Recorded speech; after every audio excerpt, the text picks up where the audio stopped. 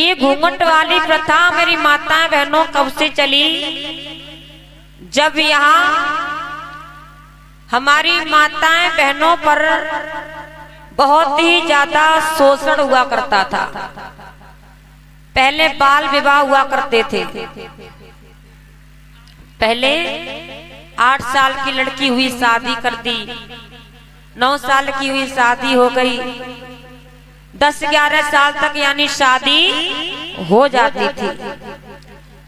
लेकिन 9-10-11 वर्ष की ही उम्र में हमारी बहन बेटियों पर ये मनुवादी समाज के लोग गलत नजर डालते थे। फिर हमारी बहनों के साथ में शोषण बेइज्जती ये लोग किया करते थे, इज्जत लूटा करते थे हमारी बहन बेटियों की। तब पहले की ये परंपराएं थी कि जरा सी बेटी सियानी हुई और उसे घूंघट में रखना, साड़ी पहनाना कुआरे पे ही शुरू कर दिया करते थे। क्यों? कि हम अपनी बेटी को घूंघट में रखें ताकि कोई मेरी बेटी पर गलत नजर ना डाल पाए। इसलिए पहले ये घूंघट वाली प्रथा तभी से चली जब हमारी बहन बेटियों की लाज नहीं बच रही थी, यहाँ इज्जत नहीं बचा पा रहे थे हमारे लोग। क्योंकि यहाँ मनु स्मृति चला करती थी। मनु स्मृति में लिखा है कि नारी पैर की जूती है। ये मैं नहीं कह रही हूँ, ये मनु स्मृति कह रही है। जिनको आप लोग भगवान की पूजा करते हो, भगवान मान करके, उन्हीं लोगों ने नारी को पैर की जूती बता दिया। जिस समय बाबा साहब अम्बेडकर पूना पैक्ट पर हक अधिकार की भारत देश का बंटवारा चल रहा था, तो बाबा साहब ने नारियों के अधिकार मांगे। गांधी से कहा मुझे नारियों के अधिकार चाहिए। तो गांधी ने कहा नारी को तो मैं कभी अधिकार नहीं दूंगा, नारी तो पैर की जूती है।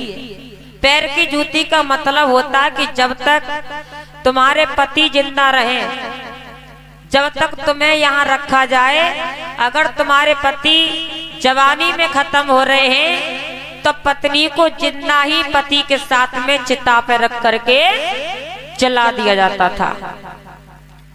ये थी पहले की परंपराएं कि हमारी माता बहनों के पति अगर खत्म हो रहे हैं तो पत्नी को साथ में ही जिंदा जलाया करते थे। तब ये लोग कहा करते थे कि सती हो गई।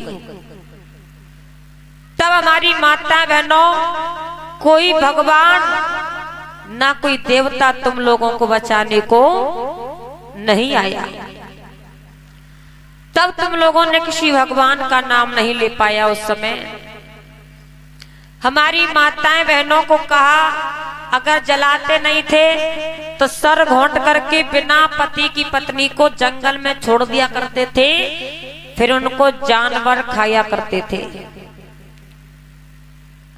तब बाबा साहब अम्बेडकर ने कहा गांधी जरा शर्म करिए, अरे नारी की कोख से ही बड़े बड़े वीर और बलवान जन्म लेते हैं तो नारियां जन्म देती हैं, तुम नारी को पैर की जूती बता रहे हो।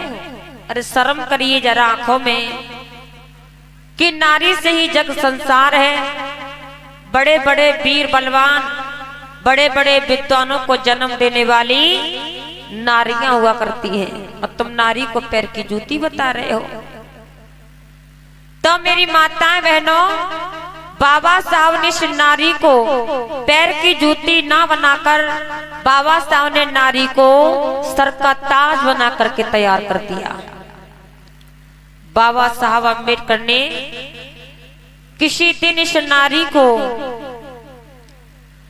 कोई भी सर उठा करके चलने का अधिकार नहीं था, लेकिन बाबा साहब अम्बेडकर इस नारी को कहां तक बिठा गए माताओं बहनों, कहां तक बिठा गए?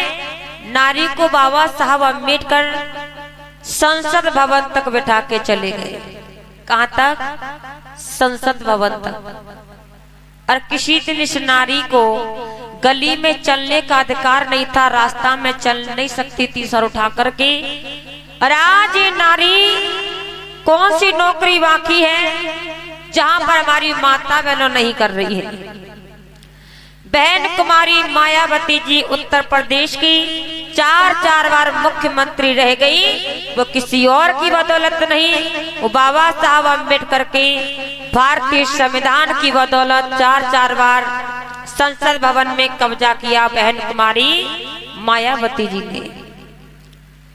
इसलिए हमारी माताएं बहनों, ये घूंघट वाली प्रथा तभी से चली आ रही है, लेकिन यहाँ कह दिया कि जेठ से घूंघट करो या ससुर से घूंघट करो, है ना।